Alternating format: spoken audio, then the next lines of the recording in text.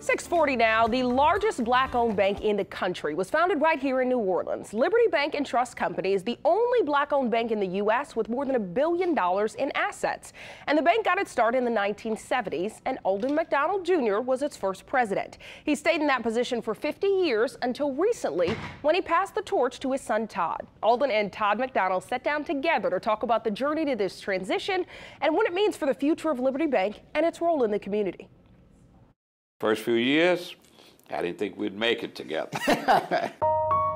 Alden McDonald Jr. was the president and CEO of Liberty Bank for 50 years, until a few months ago when he passed the torch to his youngest son, Todd. Todd has been working with the bank for 19 years. When did you realize who your father was to this community, to this country? He didn't, not yet. Yeah. He still doesn't know. Maybe tomorrow. For a long time, it didn't seem that any of Alden's 3 children would follow in their father's footsteps. Todd finally came around in his final year of college when a friend suggested he ask his dad for a job. But even then, he didn't understand the importance of his father's legacy. He would always share how he would go to Washington and he would meet with presidents and members of Congress.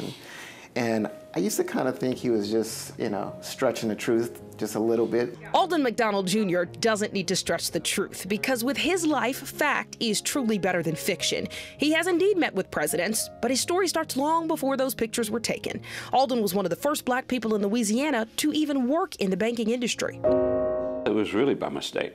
My dad was a waiter, and he was doing a private party with a group of individuals who were starting a new bank. That group was trying to recruit black people to work at the bank. Alden started at International City Bank in 1966 and before long was a full-time auditor.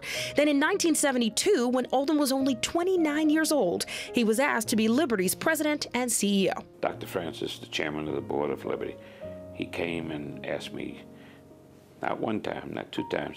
And the 3rd time he said, I'm not leaving until I get a yes answer. Today, Liberty Bank has branches in 11 states and is the only black bank in the country with more than $1 billion in assets. But back in the 1970s, the bank was just a small trailer on Tulane Avenue. At that time, it wasn't easy for black people to get a loan from a commercial bank, but they could get one at Liberty. The bank's mission was centered around giving black people an equal opportunity to create wealth. We've been in business for 50 years. We've lent to communities that have been the riskiest on paper, but we've gotten the money back and we've been profitable. Todd joined the bank in 2003. It was tough. He was young and he thought everybody else was stupid. But eventually, Todd started to understand his father's legacy and really got to see his father's magic in 2005 after Hurricane Katrina hit and everything was a mess. Alden tells the story of a woman who kept calling the bank after the storm and had a very interesting reason for needing to open an account. Because I'm with my girlfriend here in Texas, and she doesn't have any money in the bank, and y'all continue to let her take money out. So I need an account there too. I said, okay. The computers were not keeping track of how much money people were taking out. In the end, Alden considered the money lost a contribution to the community. I have such compassion for someone who's a money person, a numbers person. I think that's surprising to a lot of people. I'm a person, you're a person, everybody is a person. So you treat them as a person, not a number. And that compassion is the legacy that Alden wants his son to carry on. Todd came over to the bank.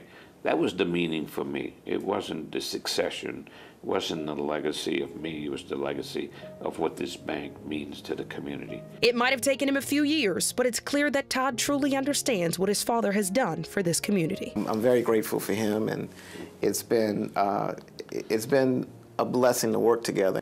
I accept your blessing and give you mine as well. Thank you, brother. So thank you for all of that you do.